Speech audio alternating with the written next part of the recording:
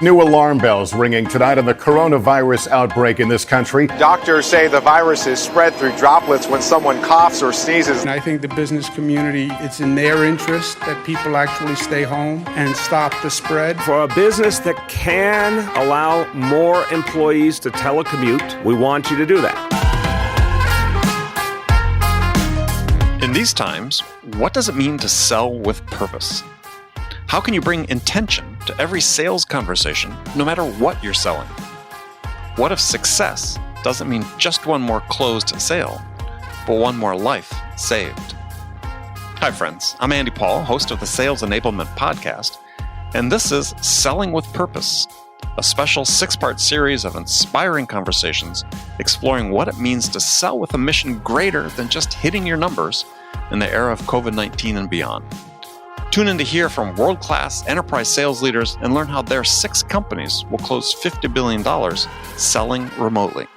See how they've supported essential workers with the products and services they need to stay safe and thrive during this time of crisis. A special thank you to our guests and their incredible companies, Sodexo, Henry Schein, Gordon Food Services, NFP, Stanley Security, and CDK for allowing us to share their stories. All right, let's get into it. Amy, welcome to the show. Thank you so much. I'm happy to be here. So, tell us a little bit what you do. You're VP of Marketing and Sales Enablement for... I am the VP of Marketing and Sales Enablement for CDK Global.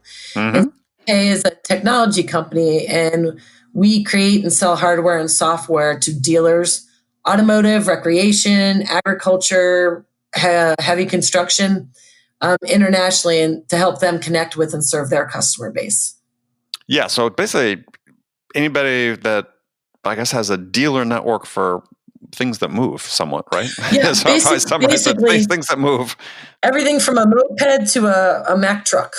Right.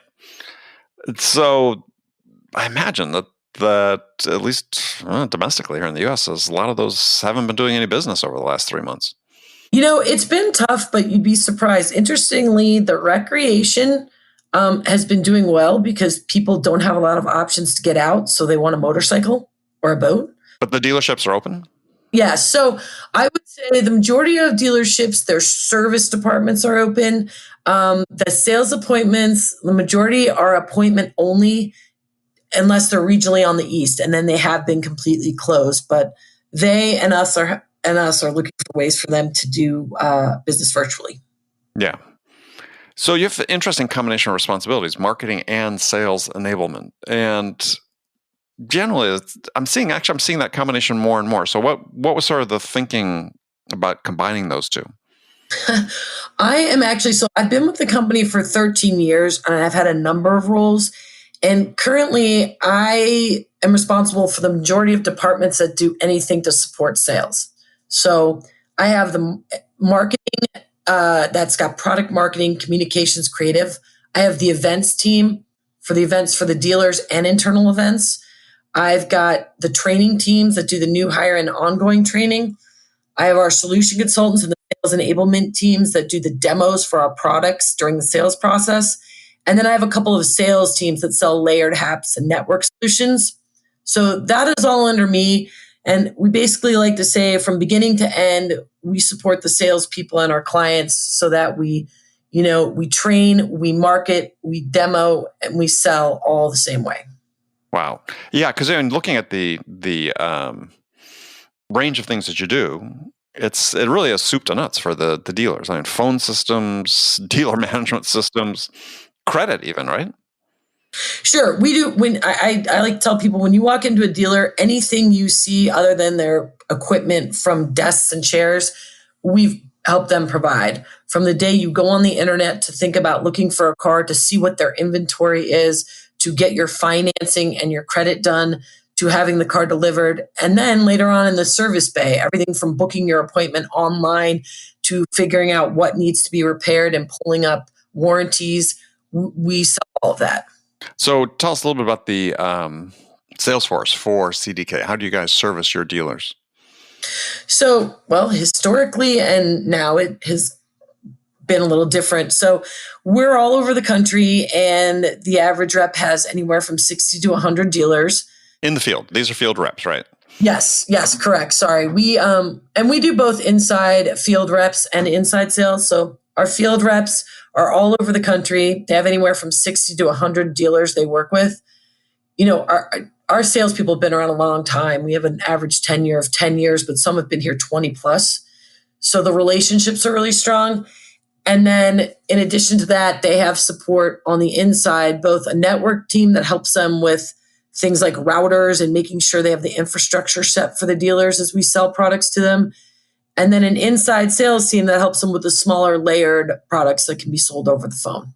And give us an example of what those are. Sure. Those would be things like a credit check or things to help them with inventory. Smaller things that the demo can be done over the phone, not bigger purchases, generally under $5,000 a month in purchase price. Got it. So what's the transition been like for your field team once the shutdown came around? It was interesting. When the pandemic started, we honestly did not know what to expect. As I said, historically, our customers base their business on face-to-face interaction, and the majority of our business with them is face-to-face. Right. But our sales team actually found itself busier than ever. A lot of it, I think, was due to the relationships we have with our dealers that have been long-term.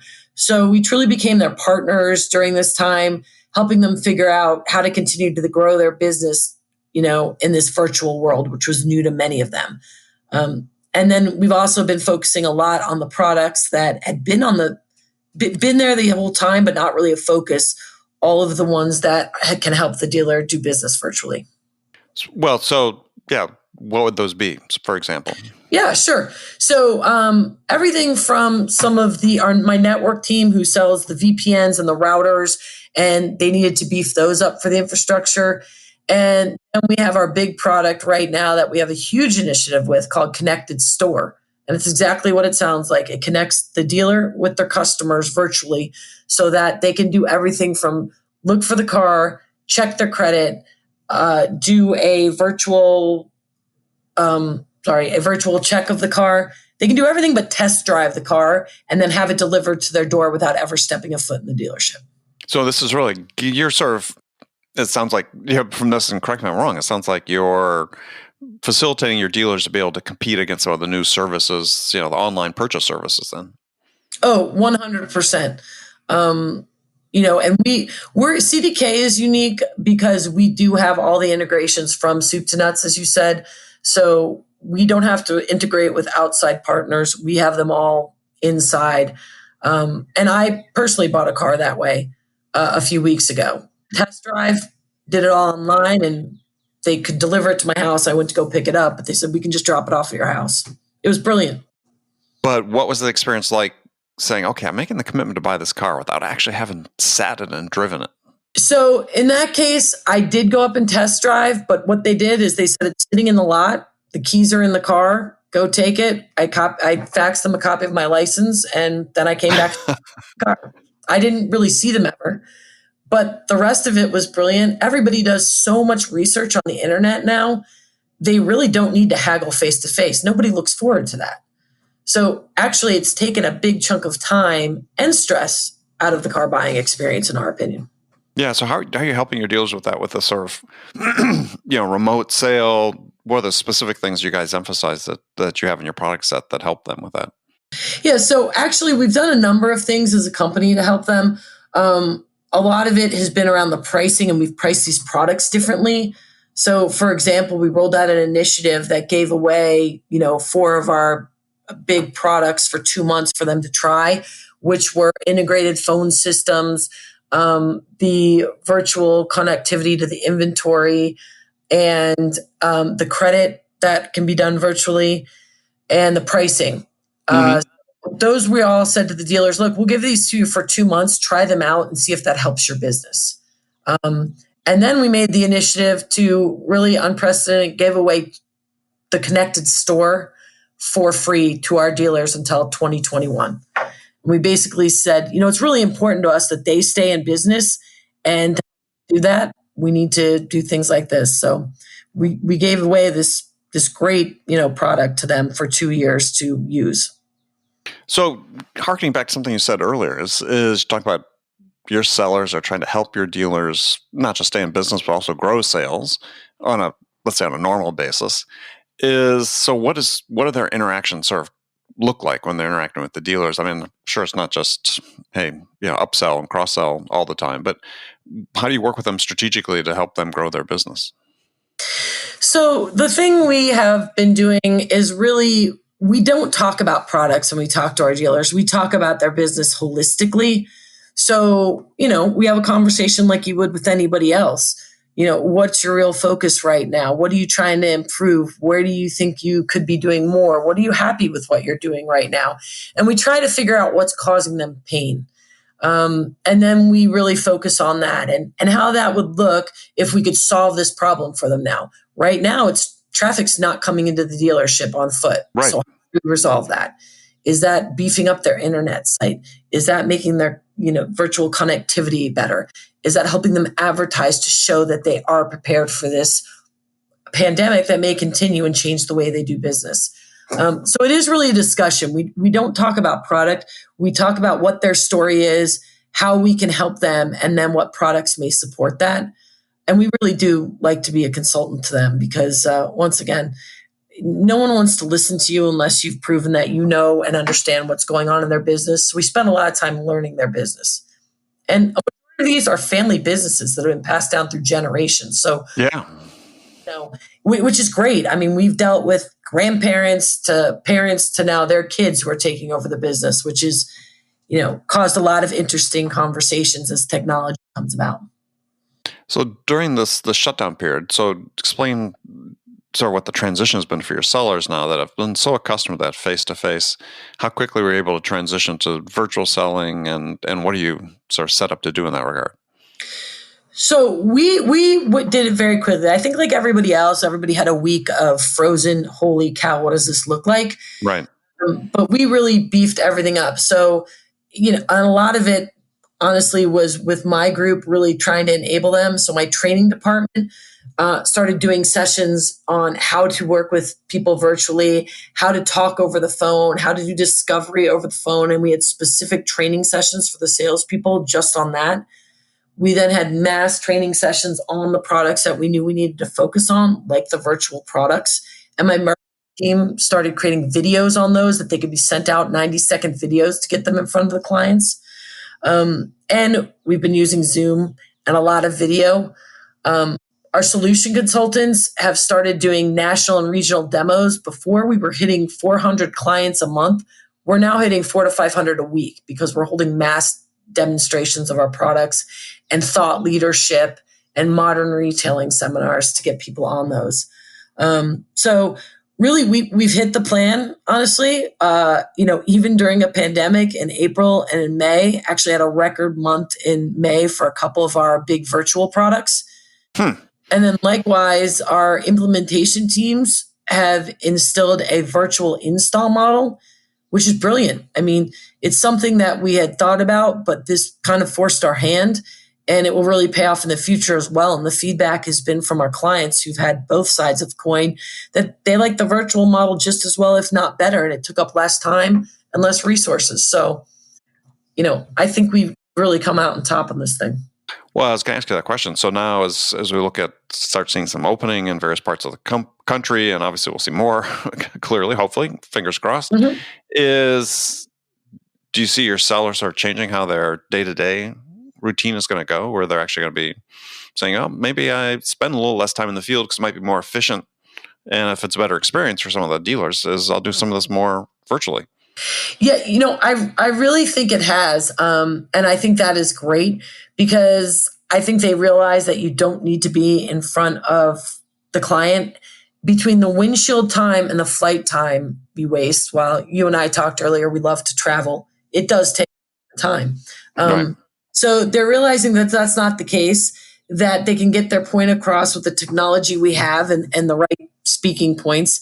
And I think dealers are appreciating it. I know we've had higher attendance at all of our virtual webinars. And I think it's between their need to know what's going on in the market and know how to further their business, as well as the fact that they're not spending time doing some face-to-face interactions. It frees them up to learn and, help their business out. So, meaning that they were maybe spending too much time with your salespeople before? No, not our salespeople, but I think, when you have people coming into the dealership and, they're kind of, let's say, looking around at cars and spending time, they don't have as much time to get the other things done. Got it. Like whether that's a webinar or strategically looking at their business. And I think anyone who owns a business, you get that a lot. Someone comes and says, let's talk about your strategy. And look, I'm just trying to get through today. So I think this has kind of given them a breather. And a lot of them have come out with, I've had time to think and process, and this is the strategy going into next year and beyond. So let's work on that together. It said something interesting earlier about teaching people how to do virtual discovery, let's say. What's different that you're teaching them about what they need to keep in mind about doing that virtually as opposed to doing it face-to-face? So I think, as is obvious, you're really missing the nonverbal cues. And if you're somebody who deals with people a lot face-to-face, you heavily rely on those. Right. And on a call, you don't have those. So we actually gave a whole session, our few of our top salespeople, talking about, the importance of silence, the importance of open-ended questions, the importance of not asking yes and no questions to keep the conversation going, the importance of taking notes so you don't have to go back and ask them again.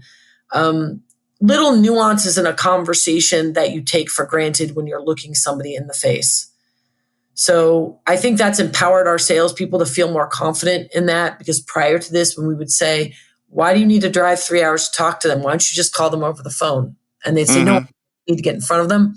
I think they've developed confidence that they know that's not the case because they're still hitting their numbers. It's interesting points too you brought up because, I think a lot of people, when they get on video, they get self-conscious about things they would do if they were in person. Take notes, for instance, is one. I think people feel that they have to be so focused on the camera, focused on the person they're talking to, and on video, that they're hesitant to look away and take notes, the way they normally would.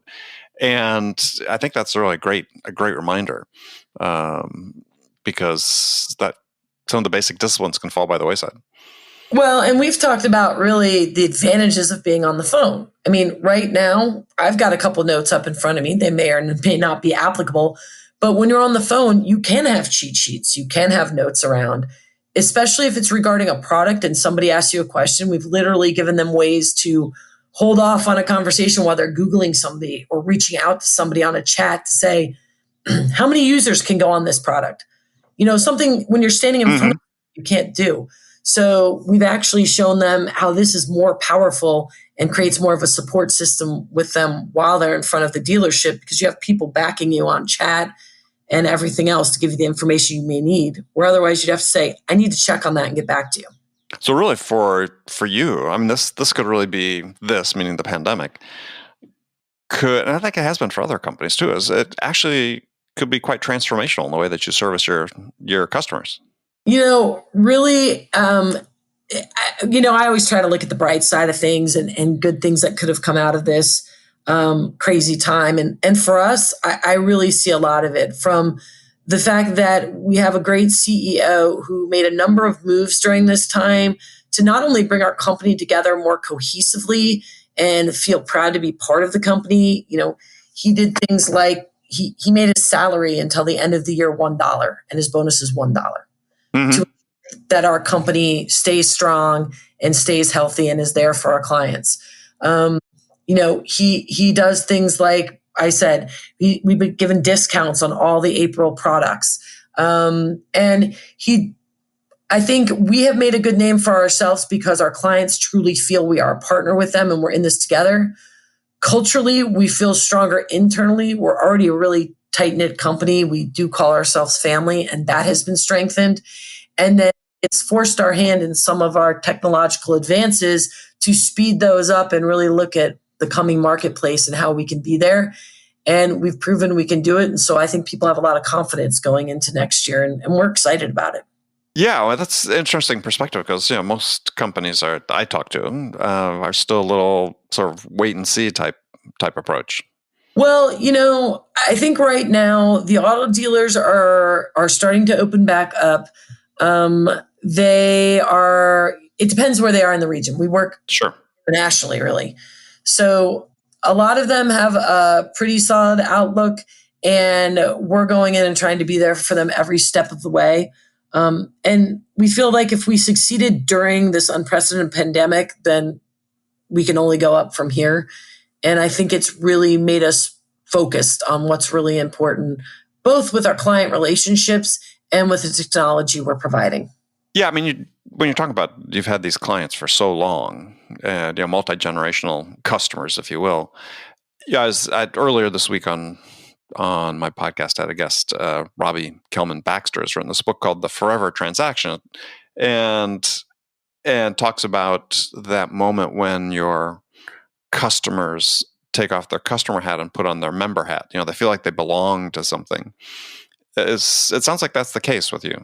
Yeah, we do, and a lot of our things talk about the CDK family. And it's not just the people who work for us, it's the people we work with. And I think that's the thing we stress. They really aren't our customers. We work with them. And I would say we all have personal relationships with our clients that we've known forever. We know when their kids are being born, when they're getting married, their softball games. We spend a lot of time with them because with a lot of businesses, but particularly family owned, it's not just a job for them. It's their life. It's their livelihood. It's everything for their family. And we understand that. So we go in with that attitude that they're all part of our family as well. So who's your competition? Because, I mean, if I remember correctly, reading this is in your earlier iterations, I mean, CDK is like grown through acquisition, or because I wasn't Reynolds and Reynolds part of how you guys got started? Well, no. So Reynolds and Reynolds is one of our competitors. We were one of your competitors. Okay, I thought you had acquired them. They're a Okay. competitor. We were not. Okay. So no. My mistake. Yes. So we actually were part of ADP. I'm sorry, I meant yes. ADP, That's totally fine. So we broke off about 5 years ago, and we were part of their dealer services, but we were a very small part. So about, I want to say 5 years ago, we had the anniversary this year. We broke off and became CDK Global, and that actually was part of a digital acquisition that does all our websites, part of an international acquisition. Mm-hmm. Since then, we have acquired a number of different companies that can add to our portfolio. So at the basis, we're a DMS company, so dealer management system, right. Foundation. And we have a number of competitors out there. Reynolds and Reynolds is one of them. We have AutoSoft. We have Cox. We have a number of different companies we compete against within the market. The reason we're a little unique is we have then either developed or taken on companies that have the smaller products as well that integrate. So we recently made a great acquisition called eLead, which is our CRM company, and do exactly what it sounds like. They help us, help the dealers create leads. And we've now got that integrated into our system. So in the ancillary products we have, the layered, we have a lot of competitors out there, but they may only specialize in that one smaller product. So we're unique because we're the umbrella with all the smaller products under it. Got it. So about a $2 billion a year company? Correct. Yeah, no, I apologize for a mistake earlier. Early in my career, I sold computer systems to auto dealers. Yeah, it was, I forget what the application name was. I was working for Burroughs, which is a big computer company at that time, now Unisys. Yeah. But I competed against ADP and Reynolds and Reynolds. Sorry for that. That's where the confusion came from. But no problem. Yeah, we didn't last long in the business. We weren't dedicated to it. And that was always the thing, right? Is there was such history that those companies had with auto dealers that we just didn't. Yeah, it is a niche and specialized market. And I will tell you, I really do feel like the auto dealers know that. So if you try to walk in and have a conversation about technology, that's not what they're interested in. Have a conversation with them about their business. And then that's where you open the doors to, a relationship. Yeah. I did buy 2 cars, though, as a result of selling computers to auto dealers. My first 2 cars I owned in my professional career, were from customers. So, yeah. Well, my family was auto dealers. My mom's side, my grandfather and my uncle owned a Ford Lincoln Mercury dealer in Oh, really? a small town in Iowa. So runs in the family. Runs in the family. Yeah. So unfortunately, no longer in the family, but they had it for a long time. Well, Amy, I really appreciate you spending the time with us here today. No, thank you so much. It was great talking to you. And, I appreciate the chance to come on and talk about what our company's doing because I'm really excited about it and really proud to be a part of it. Excellent. Well, good. We'll look forward to doing this again. All right. Take care, Andy. I appreciate it.